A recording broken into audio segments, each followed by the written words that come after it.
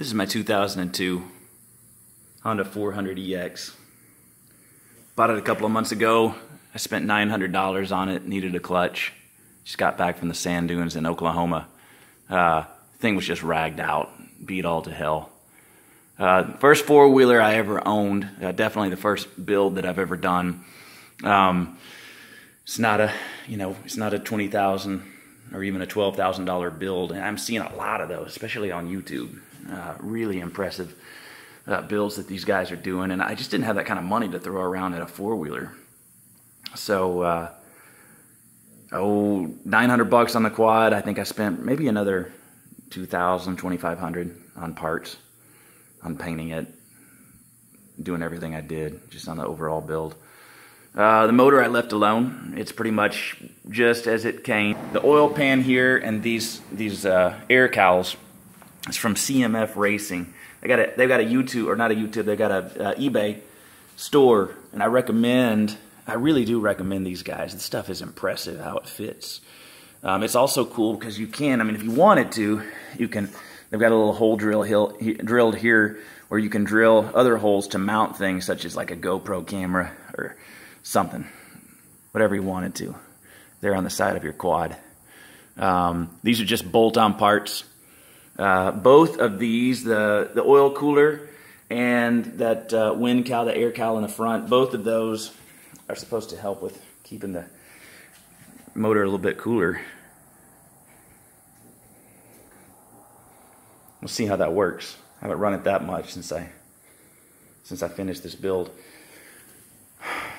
That's same thing, CMF in the back here. This aluminum box is where I keep my my intake, but then also you probably know, if you're familiar with 400EXs, that right here is where the battery comes stock mounted to the side of the quad.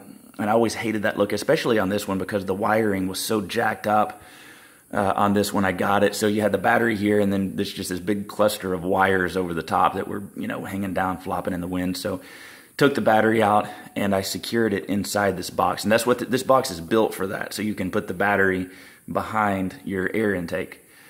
Right here, this is just I've got it open, but this is my Pelican box. I've got it bolted to the aluminum battery and intake box here. And this is just where I keep a watertight bag full of basic tools when I'm on the trails. New DID chain, Renthal, Sprocket, that's aluminum. I probably won't go back with aluminum. I just wanted to try it. I wanted to try out the aluminum Renthal Sprocket, see what I thought of it. And I think it should last a while, because when I ride with my my 10-year-old son on his blaster. He follows me around, and so I'm not really getting too carried away. So I imagine an aluminum Sprocket will do fine for the way that I ride. Alba Racing wheels. I love these things. These are awesome. They look great. They look expensive. I think I've got about $250 invested in these, brand new, straight from Team Alba. Man, they really spruce up a quad. I put the tires on there as well.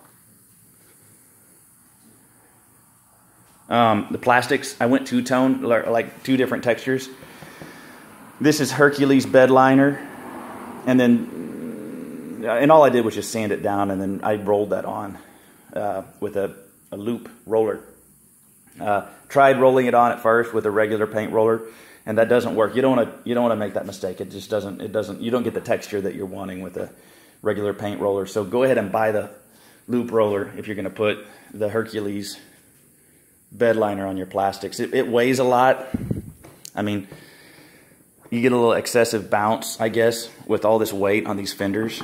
But man, it looks good. It's durable too. Right here where I went shiny, along the gas tank and the hood, what I ended up doing was I used just a cheap aerosol spray paint, and I went with a double component aerosol. It's actually a two-component in an aerosol can. Got the base and the hardener in one can. And I went that route because if I use you can see what happened here. You can see the marks there. When I used the cheap clear coat before I put this stuff on, when I would fuel up the gas tank and I would spill a little bit of fuel, I would wind up melting my my clear off the plastics. So no longer a problem now that I've used the double component. I got it off Amazon. I can't remember what the brand was, and I threw it away because it's only good in the can for like 48 hours after you combine the hardener with the base. But that stuff is super resilient. If you want to put a clear on that's going to last for a long time, and you can see, I mean, it's not perfect. It's out of an aerosol can, so you're not going to get just a perfect finish. I did come back and buff it and wax it. But yeah, if you want to get a decent finish that's durable, very, very durable out of an aerosol can, I recommend going on Amazon. Check out some of those, two-component aerosol clears. Let's see, what else do I have here? I've got a Team Alba bumper. Well, let's see, it says right here, Honda Racing. It can't be the brand. Maybe it is. Maybe these are original Honda OEM skid plates. I put those on there because, so on my frame, what I ended up doing on the frame was I stripped everything down, all down to just the frame. And I stripped all the original paint off the frame, and then I ended up using a product called Cark paint. If you're not familiar with Cark paint, so I reached out to my coating rep from PPG, and I told him kind of what I was doing with this four-wheeler, and I said, you know, what do you recommend if I want to paint this frame and make it last? And he said, man, you've got to go with Cark. It's a military paint. They use it to paint Humvees.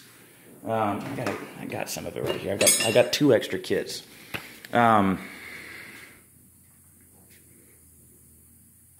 That's it right there. This is not PPG. This is Sherwin-Williams. PPG, everything that they had in stock here in the Midwest had gone bad because they had ordered a whole bunch of it for the military back before Obama took office. And when he cut spending for the military, well, apparently the military stopped painting all their Humvees. So, or maybe they stopped building Humvees. Whatever the case, they didn't need that Cark paint anymore, and so a lot of PPG's stock went bad. I could have special ordered it, but I ended up going to Sherwin-Williams chemical store in Oklahoma City, and they had a couple of extra kits of it. It was 1 month expired, and so I got just a great deal on it. When I stripped it all down, I first used self-etching epoxy primer, and then I went over the top of that with 2 coats of this Cark. You can see a little damage here on this, little damage on the frame. Nothing I'm too terribly concerned about. But you know, it's not perfect. Like I said, I got it for $900. So, and I didn't want, like I said earlier, I didn't want this to be a $12,000 build. I was trying to save money, and so I didn't want to go buy a new frame for it. I wanted to keep as many parts as I could. I didn't do too well at that, but I did keep the frame. That is a Quad Tech seat cover. It's brand new. It's a little bit scuffed up. It's almost like it's not sticky, but it almost feels sticky when you sit down on it. It feels like, I mean, like the grip is just incredible. The only issue, it's not really an issue that I've had with it, but the thing that I've noticed is it's a little bit harder to clean than a normal seat. So you sometimes look at it, you're trying to do a video of how sharp your four-wheeler looks, and you got dirt and smudges all over your seat. Factory pipe, I wrapped it to keep the engine cool and to protect the cables and stuff that's around the pipe. I put a HMF muffler on it. I put that on there because it looks good. It's plain and simple. I like the way it looks. Had a White Brothers exhaust on it. Sounded awesome, but it was banged all to hell. So took the White Brothers exhaust off, put on the HMF. At the time, I thought I was going to go kind of overall yellow, black and yellow. I ended up obviously going more black and red. So probably a red muffler would have looked better, but it is what it is. I don't want to spend another $300 just to make it look that much prettier. New front braided brake lines with Team Alba brake line clamps. Original shocks. I got these shock covers off eBay. They're like $40. I got the cheap ones, the ones you can pick up for like 10 or 15 bucks. And I noticed they don't fit as tight, but then also they're real prone to stain, so they don't hold up for too long. These have held up a lot better. When I hit the trails, get back, these wash off exceptionally well. I was talking about skid plates earlier, and I got sidetracked. These skid plates, I put them on the A-arms because as tough as that cart paint is, you know, riding on trails, you're gonna bang the hell out of these A-arms. Actually, you're gonna bang the hell out of the whole frame underneath. I just started with the A-arms to protect them. I'll probably wind up putting skid plates across the whole quad at some point. Original A-arms, original rear axle. I did that. I wanted to keep the quad narrow because I built it for trails. I'm not building it to race. And so I want to fit in between the trees rather than have the stability around curves. MSR fuel tanks, they add weight, but again, I'm not racing it. I'm just hitting the trails. I need extra fuel. And so I keep those 2 extra fuel bottles on the front, a fuel bottle on the back. Man, I wish I could remember what the heck this is. No, let's see. It says here, the brand. I can't hardly see it. Topeak, something like that. Got it on Amazon for like, I don't know, something like 20 bucks. And I bolted it on to the frame. I bolted this carrier onto the frame, and then this 30-ounce MSR fuel tank just fits great inside that thing. And I think, did I do the same? Yeah, I did the same thing in the front. And these are smaller 20-ounce fuel tanks in the front, but I actually drilled holes in the frame and bolted these bottle holders onto the frame because I don't want these falling off when I'm riding. And so just a way to carry a little extra fuel for just in case. Pro taper handlebars, ASV breakaway levers, brake and clutch levers. Easy adjust clutch lever here. These are the 2-finger levers, these are great. Easy shifting. You can get the full hand ASV levers. I went with the 2-finger. I like the way they look. I like the way they perform. I love the price on these Pro Taper handlebars too. Obviously, you can get better. You can spend a lot more money. I didn't want to spend money. I wanted to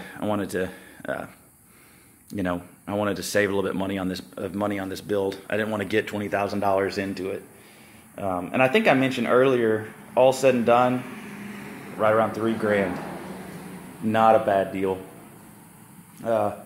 What else? There's got to be something else I've done to this thing. Something else to talk about.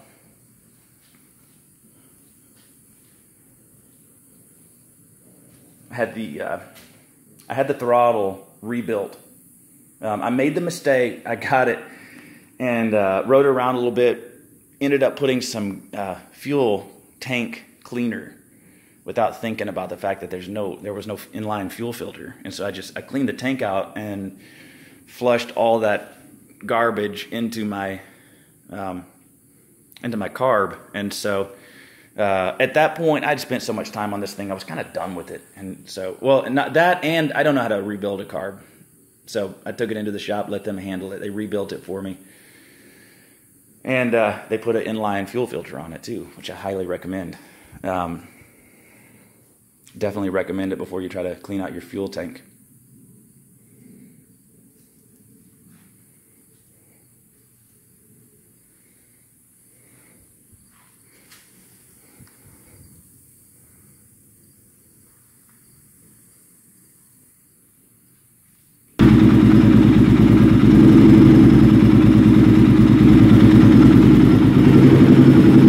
Cold.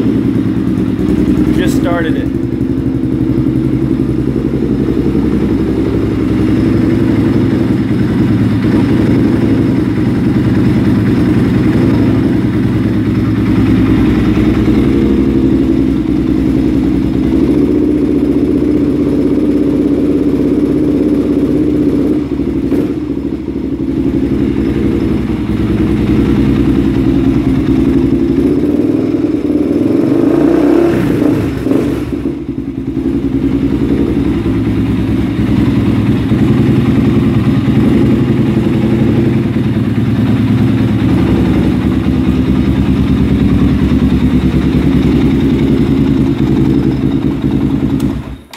that's it. Let me know what you guys think in the comments below. Great running little rides. These 400 EXs are awesome trail quads. Very reliable. Kind of hoping my son's blaster holds up and is as reliable as this thing has been over the last few months.